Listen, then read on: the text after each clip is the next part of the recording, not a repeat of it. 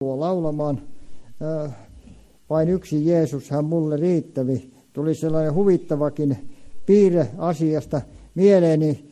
Silloin kun meillä oli lapset pieniä ja kun ne joskus ei tahtoneet aina onnistua se nukkumaan käyminen, niin minä aina otin syliin ja kantelin häntä, ja jos ei se muuten asettu, niin minä rupesin tuota laulua laulelemaan, vaikka en osaakaan laulaa. Mutta ei ne yhtään moittinut, vaikka minulla ei sitä nuottikorvaa olekaan. Hyvin tuntui menevän ja kohta silmät painui kiinni ja sitten sitä pääsivät unten maille. Mutta menemme tähän asiaan, mikä minulla on. Luen teille yhden Raamatun kohdan, muutamia jakeita tässä, mikä on erittäin tuttu kohta. Markuksen evankeliumin 16. luvusta, jakeet 15 ja 18. Ja hän sanoi heille, menkää kaikkeen maailmaan ja saarnatkaa evankeliumia kaikille luoduille. Joka uskoo ja kastetaan, se pelastuu, mutta joka ei usko, se tuomitaan kadotukseen. Ja nämä merkit seuraavat niitä, jotka uskovat. Minun nimessäni ajavat ulos riivaajia, puhuvat uusilla kielillä, nostavat käsin käärmeitä, ja jos he juovat jotakin kuolettavaa, ei se heitä vahingoita. He panevat käteensä sairasten päälle, ja ne tulevat terveeksi.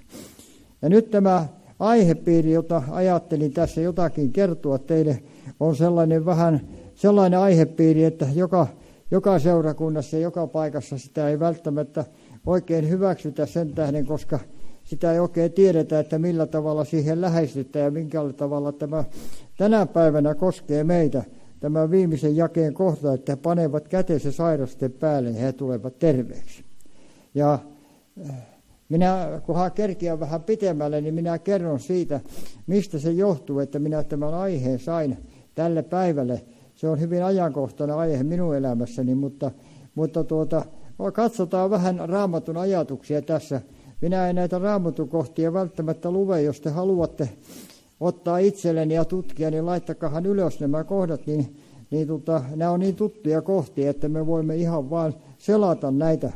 Ja minä olen ensimmäiseksi otsikoksi laittanut tähän sairaan usko. Pitääkö sairaalla olla usko? Ja verenjuoksua sairastava nainen, hänellä oli sitä uskoa niin paljon, että hän tiesi, että jos hän saa koskettaa Jeesuksen vaipan tupsua, niin hän tulee terveeksi. Ja niin hän tuli terveeksi. Ja siellä tämä löytyy Markuksen evankeliumin 5. luvun jakeesta 25-34 tämä tapaus. Ja tuo, missä hän itsekin toteaa, että jos hän saa koskettaa hänen vaatettaan, niin se on jakeessa 28. Ja kun hän sitten pelkäsi siitä, kun Jeesus sanoi, että kuka häneen koski, niin hän sitten tuli esille ja tunnusti, mitä hän oli tehnyt, niin Jeesus sanoi jakeessa 34, tyttäreni, sinun uskosi on tehnyt sinut terveeksi. Sinun uskosi on tehnyt sinut terveeksi. Tähän ei voi olla lainaamatta sitä ajatusta, kun tässä joitakin vuosia takaperin oli meidän seurakunnassamme joku kiertävällä puhuja, ja hän painotti sitä, että silloin jos sinä uskot, niin sinä tulet terveeksi. Ja kun tuo tilaisuus oli päättynyt, niin minä menin tämän puhujan luokse ja minä sanoin, että tuletko sinä hoitamaan ne sielut, jotka sinä olet saanut siihen kuntoon, että koska minä en ole vielä nähnyt, enkä ole kuullut keneltäkään muuta kuin vain Jeesukselta ja opetuslapsilta kerrottavan, että kaikki sairaat parani. Me emme voi mennä sanomaan, että nyt jos sinä et parane, niin se on sinussa vika. Ja tällä Raamatun lyönnillä me saamme korkeintaan pahaa aikaa. Ja myöskin näillä sokeilla, jotka löytyy Matteuksen evankeliumin 9. luvun jakeesta 27 ja 29, Jeesus kysyi, että uskotteko, että minä voin sen tehdä? Kun he huutelivat Jeesukselle, että he haluaisivat, että sinä antaisit heidän näön, niin Jeesus kysyi, että uskotteko te, että voimme tehdä?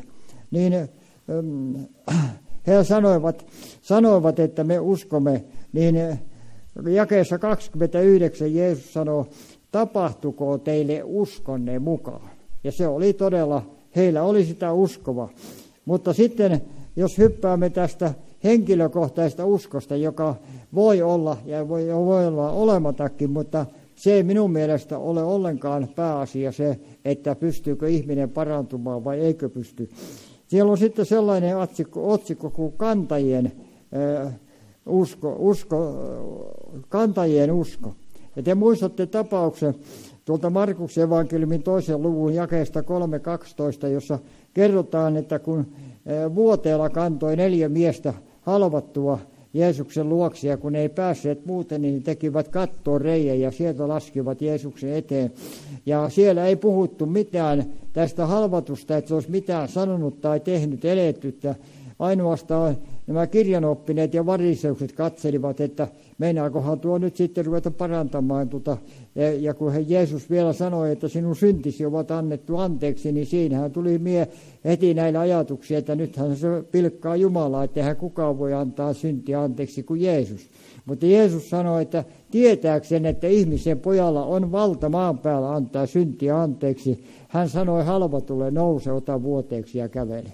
Ja minä uskon, että näillä kantajilla oli uskoa aika riittävästi, koska ajattelivat, että kun tuo ihmisjoukko, joka oli tuo talon ympärillä, kun Jeesus piti puhetta siellä talossa ja talon ympärilläkin oli niin paljon joukkoa, että he eivät päässeet siinä muuta kautta kuin tuon katon kautta, niin heillä varmasti oli usko, ei he turhaan lähteneet Jeesuksen luokse viemään. Mutta meidän on ymmärrettävä se, että ne, jotka näkivät ja kuulivat Jeesuksen toimintaa, niin ne tiesivät varmasti, että hänellä oli mahdollisuus toimia ja hän myöskin toimi.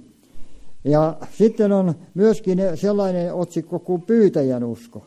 100 päämies pyytää apua sairaalle palvelijalle, Matteus 8:5-13, niin kiinnittäkää huomiota, että tämä 100 päämies oli näitä roomalaisia sotilaspäälliköitä, ja hän palvelijalle, joka todennäköisesti oli juutalainen, hänelle sairauteensa pyysi apua. Hänen palvelijansa oli niin hyvä palvelija, että hän pelkäsi, että jos tämä kuolee, niin hänellä ei tätä hyvää palvelijaa olekaan, ja hän lähti etsimään Jeesusta ja pyytämään, että Jeesus parantaisi hänet. Niin Jeesus sanoi hänelle jakeessa 13, niin kuin sinä uskot, niin sinulle tapahtukoon. Ja sanotaan, että ja sillä hetkellä palvelija parani. Eli se usko riitti paranemaan, vaikka se tietenkin on se paraneminen kumminkin tapahtuu Jumalan tahdosta. Ja toinen myöskin tällainen voimakas usko oli kaanaanilaisella vaimolla, Matteus 15:22-28, kun hän tuli pyytelemään Jeesusta, että kun hänen tyttäressään on riivaaja, niin etkö sinä voisi auttaa. Ja Jeesus sanoi aika tylysti vielä hänelle, että ei ole soveliasta, että me otamme lasten leipää ja heitämme penikoille. Mutta tämä nainen sanoi, että syöphän penikatkin niitä muruja, jotka isännän pöydästä tippuvat. Niin Jeesus sanoi, oi vaimo, suuri on sinun uskosi, tapahtukoon sinulle niin kuin tahdot, jakeessa 28. Ja se myös tapahtui. Sillä hetkellä tytär oli terve.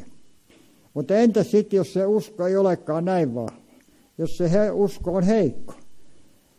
Siellä sanotaan, että Markuksen evankeliumin 9. luvun 16:27, silloin kun Jeesus oli tullut tuolla kirkastusvuodelta alas ja siellä sitten tuli hässäkkää vähän näiden ihmisten ja opetuslasten välillä ja siellä isä oli tuonut pojan, jossa oli mykkä ja kuurohenki, niin nyt nämä opetuslapset eivät pystyneet häntä parantamaan. Niin Jeesus sitten, kun tuli tuo tilanne hänelle eteen, niin hän kysyi, niin tämä isä sanoi hätäpäissään, että kun pyysi parantamaan, niin sanoi, että jos voit, sanoi Jeesus hänelle, että kaikki on mahdollista, joka uskoo. Kun hän ihmetteli, että jos Jeesus voisi, niin tekisi jotakin apua. Niin tämä mies hätäpäissään sanoi, että minä uskon, auta minun epäuskoani 24. jakeessa.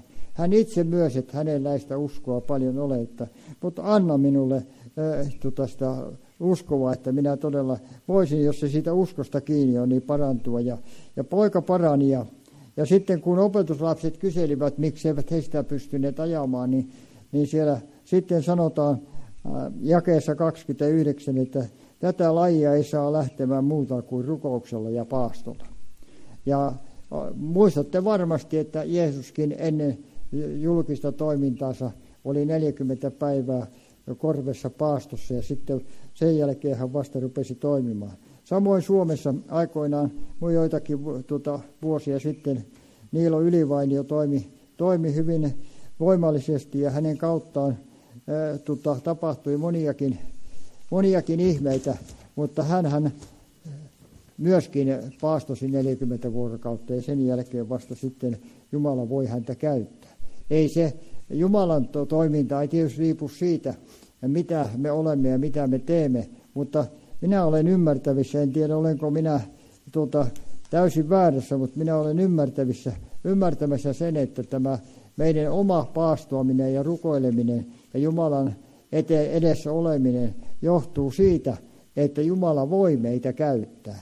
Koska tilanne on nimittäin, että Raamatussa sanotaan, että jossakin, että tämä suunnattoman suuri voima olisi Jumalan eikä näyttäisi tulevan meistä.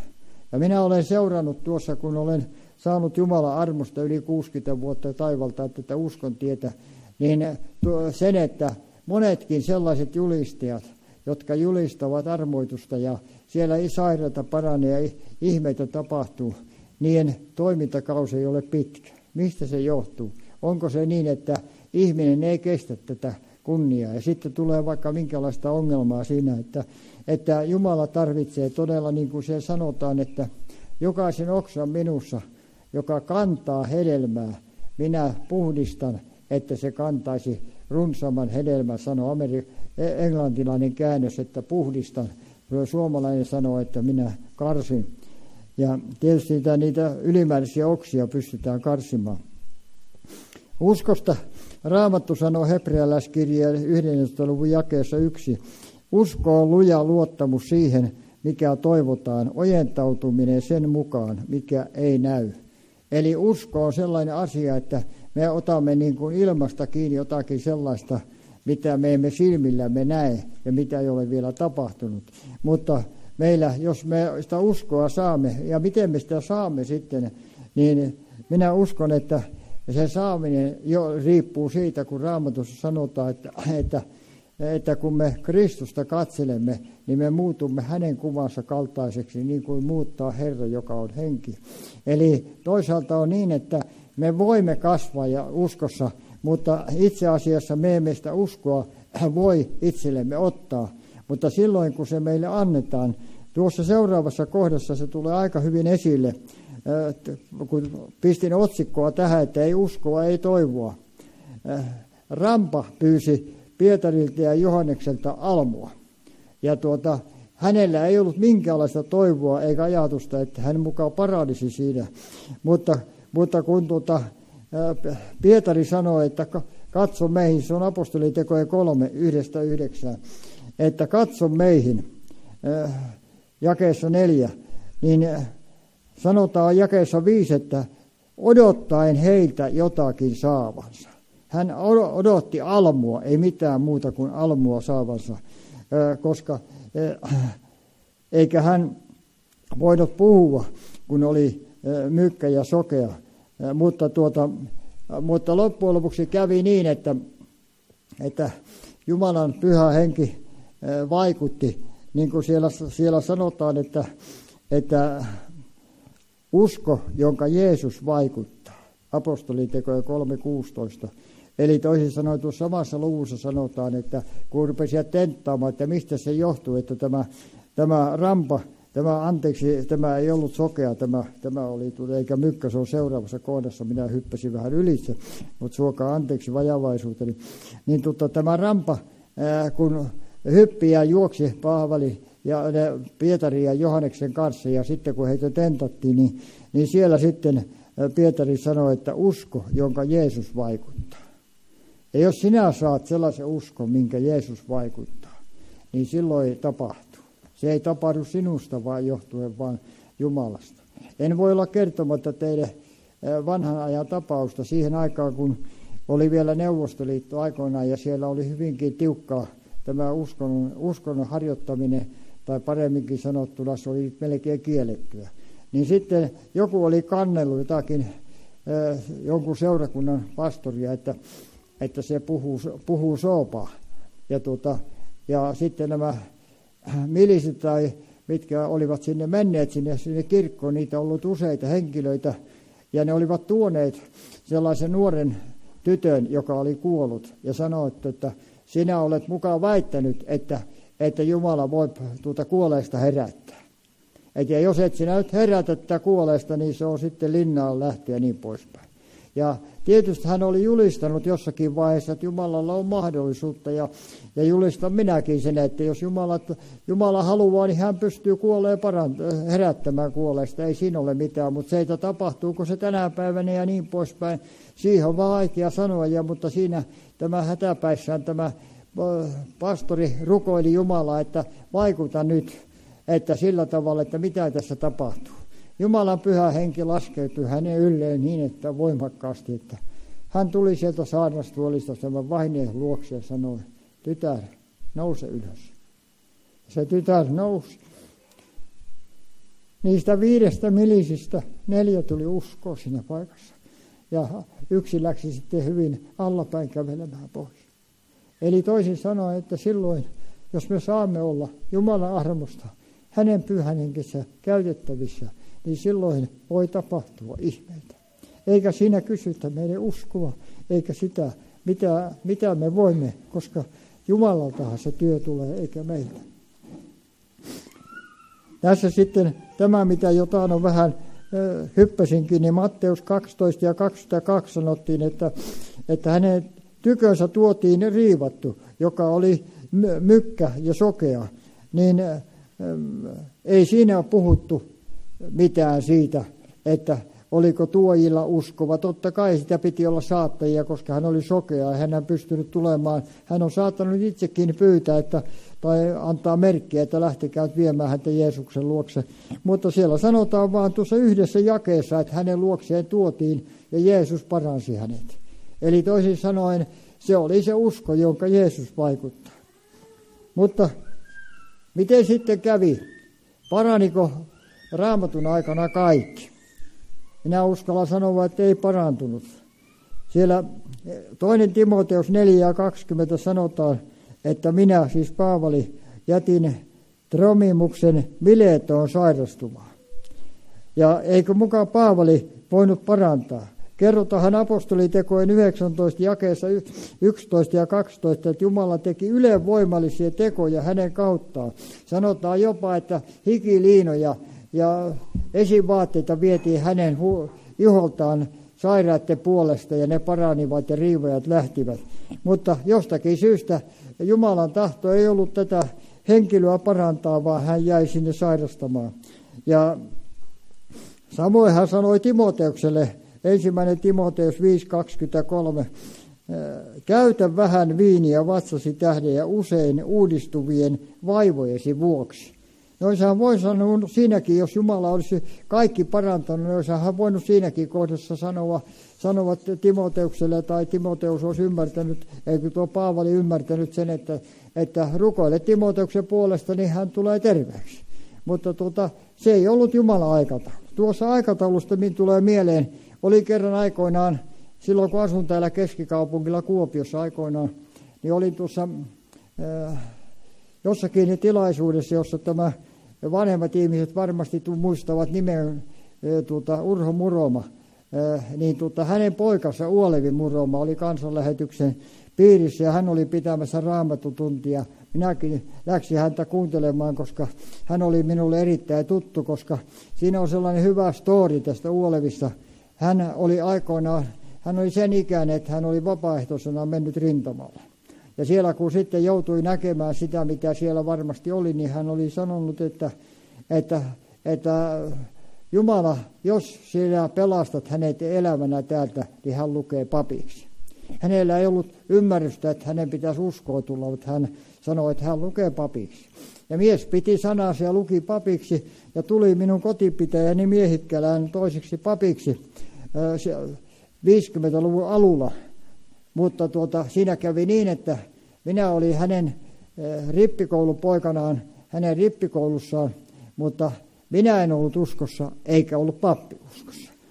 Mutta meillä oli herätystä Miehikkälässä ja siellä tuli yksi ja toinen uskoon. Ja minäkin olen luterilaisen kirkon piirissä tullut uskoon. Ja sitten olimme kerran, siitä oli jo aikaa, minä olin Jyväskylässä aikoinaan ja sitten tuo Uolevi tuli sinne pitämään kokouksia, niin minä menin sinne kokouksiin sitten, niin hän sitten tuli käymään minun työmaallakin silloin lauantaipäivänä ja sanoi, että tuleehan illalla sinne nuorten tilaisuuksiin ja todista jotakin. Pudotin teille yhden lapun. Niin todista jotakin. Ja kun hän sitten esittelee minua siihen ennen todistusta, niin hän sanoi, että tämä nuori mies, joka tänä päivänä on uskossa, hän oli minun rippikoulupoikani, mutta minä pappinakaan en ollut uskossa, mutta nyt me olemme molemmat. Että hän toi sen täysin reilusti esille, että usko on se, joka pelastaa, ei kirkko eikä seurakunta. Ja miten on tänä päivänä? Siellähän sanotaan 1. korintolaiskirja 12 ja 9 myöskin henkilahjoista, että hän antaa terveeksi tekemisen lahjan joillekin. Niin tästä Uolevi mainitsi, että tässä puheessaan, että jos Jumala on antanut jollekin terveeksi tekemisen lahjan. Ja hän tulee semmoisen sairaan ihmisen luokse, jonka Jumala haluaa sinä hetkenä parantaa, niin hän paranee. Mutta se, että vaikka olisi terveeksi tekemisen lahja, niin se ei edellytä sitä, että kaikki paranee. Että se on Jumalan käsissä, sillä me emme voi. Minä en halua luoda teille epäuskoa, mutta todellisuus se, että voidaan parantua ja voidaan olla paranematta.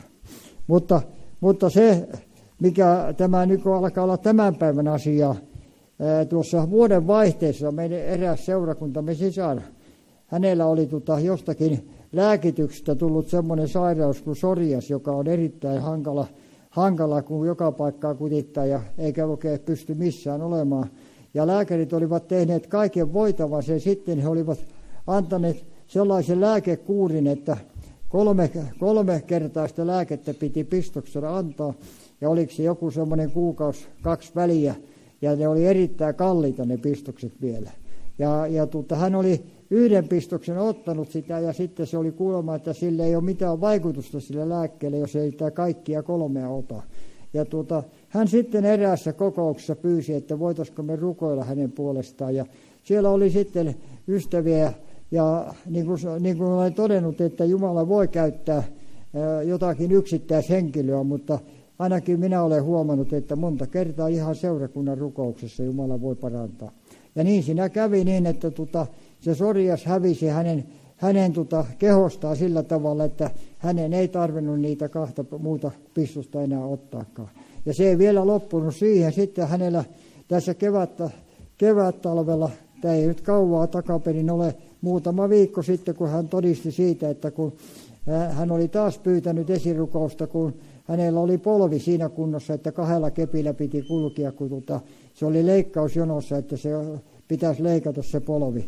Niin hän sitten siinä pyysi, että voitaisiko sitä rukoilla, että Herra voisi parantaa hänen polvensa. Ja niinhän siinä kävi, että meillä on meidän seurakunnassamme nyt tämä evankelista Raimo Karmits, joka on Jumala käyttänyt häntä juuri tuossa näissä sairaiden parantumisessa, niin hän oli rukoillut hänen puolestaan ja niinhän siinä kävi, että hän tässä muutama viikko takaperin todisti, että hän kävi nyt lääkärissä ja lääkäri sanoi, että ei sitä tarvitse leikata. Se on terve ja eikä tarvitse keppiä käyttää. Ja sitten meillä on yksi nuori mies seurakunnassa, joka ei ole kauan ollut uskossakaan, niin hän oli mennyt normaaliin tuommoiseen työpaikkatarkastukseen lääkärille ja hänelle todettu, että hänellä on 2. vaiheen tämä diabetes. Ja se oli niin siinä vaiheessa, että ne heti suoralta käältä määräsivät, että pitää pistoksella antaa sitä lääkettä joka päivä. Ja hän myöskin pyysi kerran tätä esirukousta ja sitten kun hän totesi, että kun seuraava kerralla tarkastukseen meni, niin lääkäri sanoi, että mikä sinulle on tapahtunut, kun että sinä oikeastaan tarvikaan mitään lääkettä. Voinhan minä tuossa vielä, että 1 tabletin ottaa päivässä, mutta ei tarvitse sen enempää. Ja sanoi, että Jumala taas paransi hänet. Mutta nyt tulemme siihen, mistä tämä aihe läksi tällä kertaa esille. Kun tuo Ryhäsen Jouko soitteli minulle tässä vajaa viikko takaperin ja pyyteli, että voisiko minä tulla tänne, kun hän oli kysellyt yhtä ja toista ja kaikilla oli niitä menoja, niin voisinko minä lähteä tänne edustamaan Gideonia. Niin viime pyhänä se olisi muuten oikeastaan onnistunutkaan.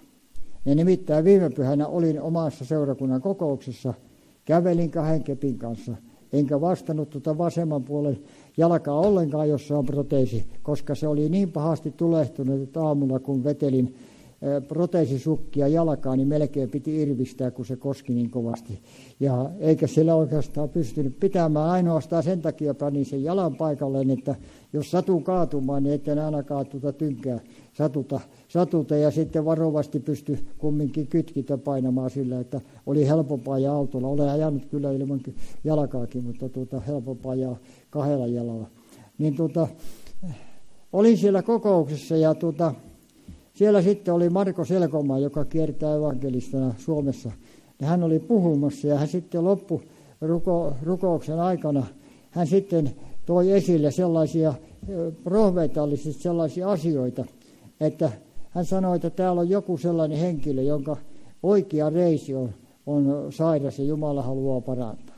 Sitten hän sanoi, että täällä on joku sellainen, jonka päässä, täällä etuosan päässä jotakin vikaa, että Jumala haluaa hänet parantaa. Sitten hän jatkoi, että sitten täällä on eräs sellainen henkilö, jolla vasemman jalan polven alapuolella on tulehdus, jonka Jumala haluaa parantaa. Ja sitten kun hän lopetti sen rukouksen ja tilaisuus loppui, niin minä Markolle sanoin, että minulle se sattuu kyllä aika hyvin, koska minulla on 14 senttiä polven alapuolelta omaa jalkaa ja se justiin se tynkä on erittäin tulehtunut. Se nosti jo kuumetta muutamana päivänä, 38 kuumetta ja niin poispäin. Niin hän sitten, kun me siinä keppien kanssa oli, niin sanoi, että istuhan tuohon alas ja kävi polvilleen siellä minun eteeni ja rukoili. Ja muistan sen sanan, kun hän sanoi, että Herra, poista tänä päivänä tämä tulehdus. Ja sen jälkeen en ole, kiitos Herralle, keppiä tarvinnut. Ja eihän se tietenkään sellainen ole, koska Jumala ei näköjään nähnyt tarpeellisesti tehdä uutta jalkaa siihen. Minä kuulen sillä tekojalalla, mutta se tulehdus hävisi ja se riittää minulle. Että sillä pystyy nyt liikkumaan, että tällä tavalla Jumala toimii. Ja siihen asiaan, että minäkin olen joskus miettinyt, mikä tarkoitus sillä on, että kun jotkut nämä sananjulistajat ovat saaneet semmoisen armoituksen, että hän näin kertovat että etukäteen, että sinulla on sellainen ja sellainen sairaus. Mutta se johtuu siitä, minä nyt ymmärsin, että se johtuu siitä, että minulla olisi ollut paljon vaikeampi uskova, että Jumala haluaa parantaa minun jalan, jos Jumala olisi sitä etukäteen sanonut minun pyytämättä.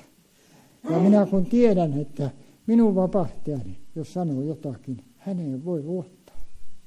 Ja jos minä olisin mennyt sinne eteen ja sanonut, että rukoilkaa minun puolesta, minä olisin jäänyt miettimään, miten tässä tapahtuu, mutta se on uskova, rakentava tapaus silloin, kun se näin tapahtuu.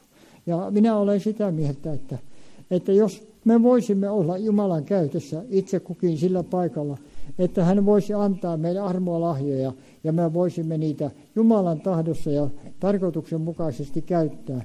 Minä uskoisin, että herätyksiin tulee. Ihmiset tulisivat katsomaan niin kuin Jeesuksen perässä, mitä täällä tapahtuu ja mitä täällä on tapahtunut.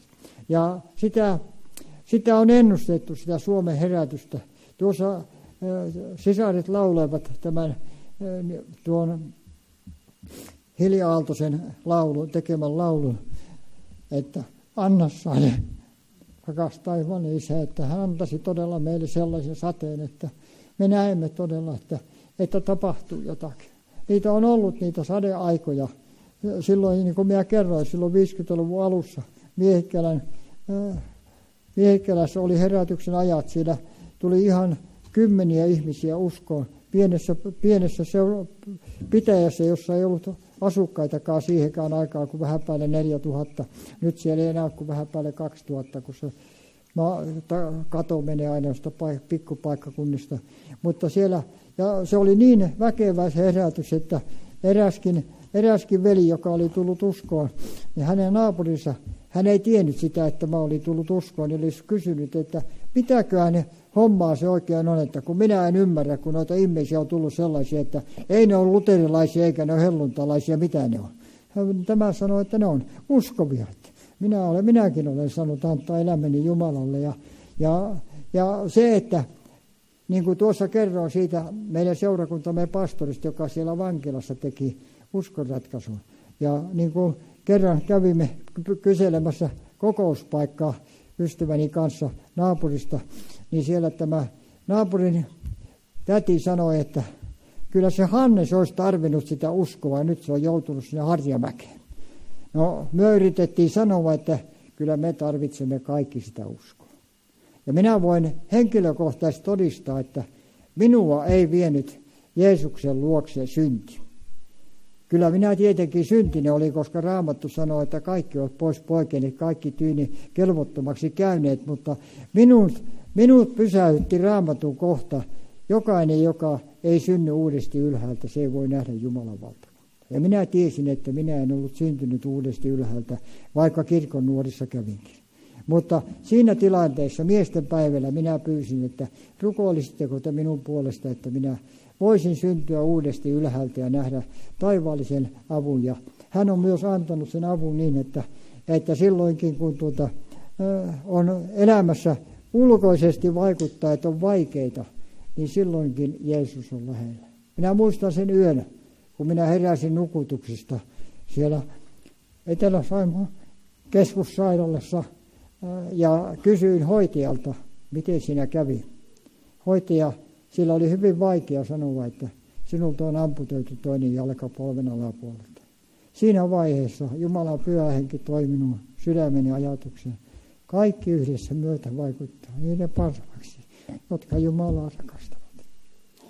Ja minä uskon, että hän rakastaa sinua, hän rakastaa minua ja hän haluaa, että me voisimme kokonaisvaltaisesti palvella häntä ja olla hänelle kuuliaiset. Ja silloin me voimme myöskin nähdä ihmeitä, jota hän tekee. Ja hän on myöskin meidän kanssamme tänä päivänä, ei vain silloin, kun hän oli täällä maallisessa vaelluksessa, mutta myöskin tänään. Jeesus teitä siunatkoon. Jeesuksen armo, Isän Jumalan rakkaus ja Pyhän Hengen osallisuus olkoon teidän henkinen kanssa. Aamen.